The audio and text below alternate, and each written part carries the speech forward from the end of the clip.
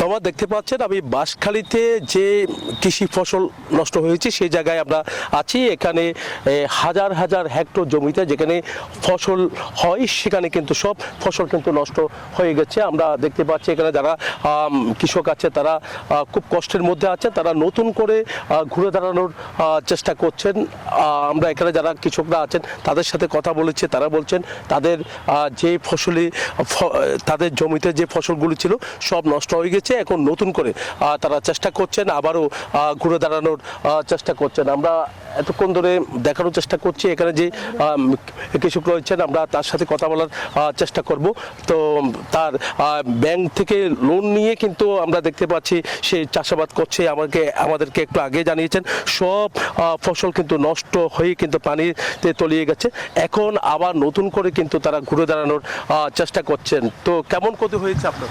আমাদের অনেক প্রায় লাখ 1.5 লক্ষ টাকা হচ্ছে গেছে এই সিজনে। আবার নতুন করে আবার লাখ 1.5 লক্ষ টাকা আমাদের পুনরায় পূর্ণ করতে হবে। এই আমাদের অনেক সরকারিভাবে আমাদের এই যে কৃষি বিভাগের থেকে আমরা সহযোগিতা পাই না। আমরা কৃষি বিভাগে এখন জড়িত আছি এবং কৃষি বিভাগের কিছু পাইও না।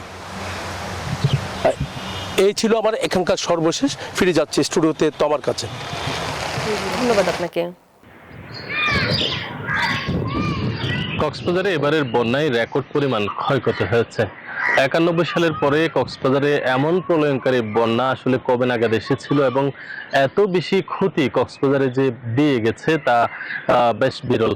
জেলা প্রশাসনের তথ্য বলছে প্রায় 40 বছরের ইতিহাসে সবচেয়ে বেশি বৃষ্টিপাত হয়েছে এবারে এবং ক্ষয়ক্ষতির পরিমাণও প্রায় 900 কোটি টাকা, যেখানে আসলে সবচেয়ে বেশি মৎস্য খাতে ক্ষতি হয়েছে এবং কৃষি খাত সহ মানুষের যে ঘরবাড়ি পাশাপাশি রাস্তাঘাট সহ সব খাতে মোটামুটি ব্যাপক ক্ষয়ক্ষতি হয়েছে।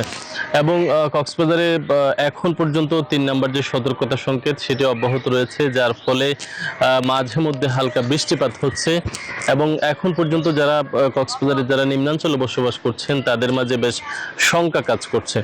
পাশাপাশি যে পরিমাণ আসলে প্রণোদনা কিংবা সরকারি সহযোগিতা পাওয়ার কথা সেটি নিয়েও বেশ শঙ্কা দেখা দিয়েছে।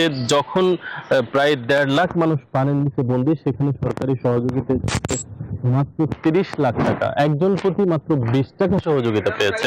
তবে গতকালকে স্বরাষ্ট্রমন্ত্রী তিনি কক্সবাজার সফরে এসেছেন এবং তিনি বলেছেন সরকার ইতিমধ্যে যে সমস্ত জায়গায় যে সমস্ত খাতে সেখানে আসলে জরিপের কাজ করছে।